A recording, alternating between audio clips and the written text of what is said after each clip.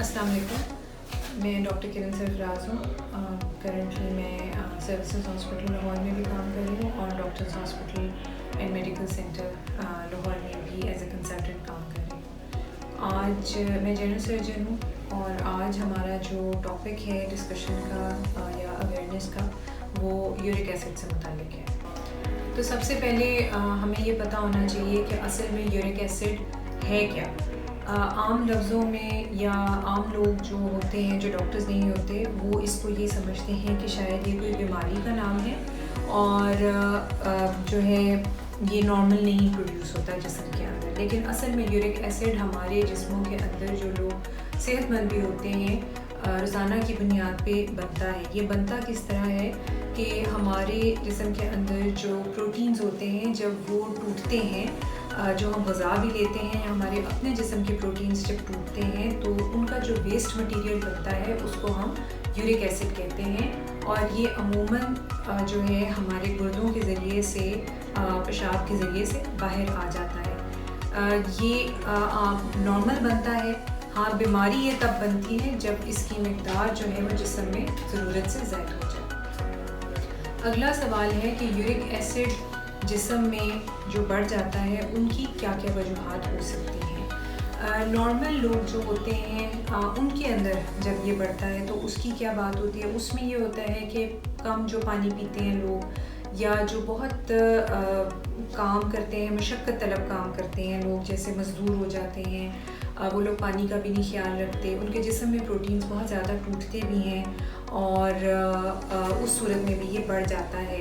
نیز یہ کہ وہ لوگ جو کہ ایکسرسائزز بہت زیادہ کرتے ہیں لیکن اپنے پانی کا اور کھانے پینے کا اس کے حساب سے خیال نہیں رکھتے، ان کے اندر بھی یورک ایسڈ جو ہے وہ بڑھ جاتا ہے. وہ کون سی بیماریاں ہیں جن میں یورک ایسڈ کا تناسب جسم میں بڑھتا ہے؟ اس میں ہمارے جو ابھی تک ریسرچ ہوئی ہے اس میں سب سے جو بڑا ایشو ہے اس میں ڈائبیٹک پیشنٹس کے اندر بڑھتا ہے. کچھ لوگوں کے اندر جینیاتی طور پہ یعنی کہ پیدائشی طور پہ کسی چیز کی کمی کی وجہ سے یہ بنتا ہے. کھانے کی احتیاط بہت عرصے تک نہ ٹھیک طریقے سے کی جائے، وزن بہت زیادہ بڑھ جائے، ہارٹ کے مسئلے ہوں تو بھی یورک ایسڈ بڑھ جاتا ہے اور یورک ایسڈ بڑھنے کی وجہ سے بھی ہارٹ کے مسئلے ہو سکتے ہیں. اس کے علاوہ گردے کی کوئی بھی بیماری ہو، یعنی کہ اگر گردہ جسم سے خارج ہی نہ کر سکتا ہو یورک ایسڈ کو تو اس صورت میں بھی یورک ایسڈ بڑھ جاتا ہے. یعنی کہ یا تو زیادہ پروڈیوس ہوگا یا وہ آپ کی غذا ہے، آپ کی کوئی اور بیماری ہو سکتی ہے جس کی صورت میں زیادہ پروڈیوس ہو، یا جسم سے نکل ہی نہ رہا ہو عام طور پہ، جس میں پانی کی کمی بھی ہو سکتی ہے اور گردوں کا خراب ہونے کے متاثر ہونے کی بھی جو ہوتی ہیں وہ وجوہات ہو سکتی ہیں. یورک ایسڈ ہمارے جسم سے اللہ تعالیٰ قدرتی طور پہ نکال دیتا ہے پیشاب کے ذریعے سے.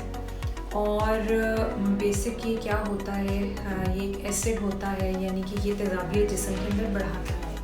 جو بھی چیز جسم کے اندر تیزابیت بڑھاتی ہے وہ سوزش کی صورت میں سامنے آتی ہے. یورک ایسڈ بڑھنے کا جو سب سے بڑی بیماری ہے اس کو گاؤٹ کے نام سے ہم کہتے ہیں، ڈاکٹرز پہچانتے ہیں اس کو گاؤٹ کہتے ہیں. ہوتا کیا ہے کہ عام طور پہ جو انگوٹھا ہوتا ہے ہمارے پیر کا، اس کے اندر یورک ایسڈ جو ہے وہ چھوٹے چھوٹے کرسٹلز بنا دیتا ہے یا جم جاتا ہے ان ادر ورڈز، اور اس کے بعد وہ ہمارے جو اس جوڑ کے اندر سوزش پیدا کرتا ہے جس کی وجہ سے جوڑ جو ہے لال ہو جاتا ہے، پھول جاتا ہے، مریض کو بہت شدید درد ہوتی ہے جو کہ عام دوائیوں سے ٹھیک نہیں ہو رہی. اس کے علاوہ جسم میں متعدد قسم کی جو ہے وہ درد وغیرہ محسوس ہونا شروع ہو جاتے ہیں. جن لوگوں کو لانگ ٹرم یورک ایسڈ بہت زیادہ بڑھا رہتا ہے ان کی جلد کے اندر بھی چھوٹے چھوٹے بمپس بن جاتے ہیں. لیکن یہ ضروری نہیں ہوتا کہ جو جلد کے اندر وہ چھوٹے چھوٹے جو ہیں گلٹیاں سی بن جاتی ہیں وہ ساری یورک ایسڈ کی ہوں. اس لیے اگر آپ کے اندر ایسی کوئی بھی علامات ہوتی ہیں تو بہتر ہے کہ آپ اپنے ڈاکٹر سے رجوع کریں. اگلا ہمارا جو ہم سے سوال پوچھتے ہیں مریض وہ یہ پوچھتے ہیں کہ اگر یورک ایسڈ جسم میں خاص مقدار سے بڑھ جائے تو کیا نقصان ہو سکتا ہے. تو اس کے نقصانات کچھ تو ہم آلریڈی ڈسکس کر چکے ہیں، یعنی کہ جوڑوں کا پھولنا، جسم کا ہر وقت اکڑاؤ رہنا، طبیعت کے اندر بے چینی رہنا، مسل ہر وقت جو آپ کے پٹھے ہوتے ہیں وہ کھینچے رہتے ہیں. یہ ہوتا ہے اگر چھوٹے لیول پہ بہت زیادہ دیر کے لیے یورک ایسڈ بڑھتا رہے. لیکن زیادہ دیر تک بڑھتا رہے تو یہ آپ کے گردوں کو بہت زیادہ متاثر کر سکتا ہے. اور اس کے علاوہ شوگر کے اندر ریسنٹلی دیکھا گیا ہے کہ جو شوگر کے مریض ہوتے ہیں یا ٹائپ 2 ڈائبٹیز کے مریض ہوتے ہیں ان کے اندر بھی پہلے سے ہی یورک ایسڈ بڑھ رہا ہوتا ہے. ایون پری ڈائبیٹک پیشنٹس یعنی کہ جن کو ابھی آپ شوگر کے مریض لیبل نہیں کیا ہوتا یا ابھی پتہ نہیں ہوتا, ہم اس کو انویسٹیگیٹ کر رہے ہوتے ہیں, ان مریضوں کے اندر بھی دیکھا گیا کہ یورک ایسڈ کا تناسب زیادہ ہوتا ہے. اس کے علاوہ یورک ایسڈ جو ہے وہ دل کی متعدد بیماریوں کا بھی سبب بنتی ہے. اور کچھ ابھی نئی جو اسٹڈیز ہو رہی ہیں اس میں وہ یہ دیکھ رہے ہیں کہ کیا یورک ایسڈ سے جسم کے اندر کسی قسم کا کینسر بڑھنے کے چانسز زیادہ ہیں کہ نہیں. ابھی تک یہ صرف ریسرچ کا ہی حصہ ہے, اس کے اوپر کوئی حتمی ابھی تک فیصلہ نہیں ہے. اگلا سوال ہم یہ کر سکتے ہیں کہ ہم گھر میں کس طرح سے اپنا یورک ایسڈ کم کر سکتے ہیں. تو سب سے امپورٹنٹ چیز تو یہ ہے کہ احتیاط علاج سے بہتر ہے کہ ہم اپنی زندگی کو بدلیں, اپنی زندگی گزارنے کے طریقے کو بدلیں, اپنے کھانے پینے کے جو ہم طریقے ہوتے ہیں ان کو بدلیں. اور اس میں سب سے پہلے جو چیز ہے جو آپ نے دیکھنی ہے وہ ہے کہ آپ نے پانی ٹھیک ٹھاک پینا ہے. گرمیوں کے حساب میں دن میں جن کے گردے نہیں خراب ہے, جن کو دل کا یا پھیپھڑوں کا بہت زیادہ مسئلہ نہیں ہے, وہ لوگ 12 سے 14 گلاس ایسے علاقوں میں جیسے لاہور جیسا علاقہ ہے وہاں پہ, لیکن جہاں زیادہ پسینہ آتا ہو یا ہیومیڈیٹی زیادہ ہوتی ہے وہاں 14 سے 16 گلاس تک پانی بھی ہو سکتا ہے پینا ضروری ہو. اور سردیوں میں اسی طرح 10 سے 12 گلاس. یہ ڈپینڈ کرتا ہے آپ کی ایکٹیویٹی کتنی ہے اور آپ جو ہے وہ آپ کا کام کس قسم کا, آپ کس علاقے میں رہتے ہیں. تو سب سے پہلے تو پانی سے آپ اس کو کم کریں. دوسری جو سب سے ضروری چیز ہوتی ہے اس کے اندر وہ ہوتی ہے اپنی غذا. غذا میں یہ ہے کہ آپ نے گوشت کا استعمال جو ہے وہ بہت لمیٹڈ رکھنا ہے. آپ اس کو ایسے سمجھ لیں کہ دن میں جو آپ نے گوشت کھانا ہوتا ہے اس کی مقدار آدھا پاؤ, 1 پاؤ سے زیادہ نہیں ہونی چاہیے. اور روز نہیں کھانا ہوتا, آپ نے ہفتے میں 1 یا 2 دفعہ جو ہے وہ گوشت کھانا ہے. اور اس کے ساتھ اوبیسلی پانی جو آپ نے پینا ہے. دوسری چیز یہ ہے کہ سبزیوں کا استعمال اپنی غذا میں زیادہ کریں.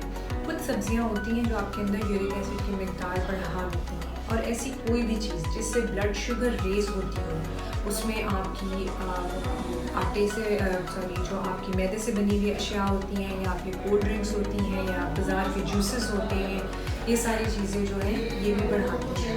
کڈنی کے اندر سٹونز بننے کی وجہ بھی بن سکتی ہے یورک ایسڈ, اور اس صورت میں ٹماٹر وغیرہ بھی کبھی کبھار اگر ضرورت سے زیادہ استعمال کیا جائے تو وہ یورک ایسڈ کا تناسب زیادہ کر دیتے ہیں. تو گھر کے اندر اس کو کیور آپ ایسے کر سکتے ہیں کہ پانی زیادہ پئیں.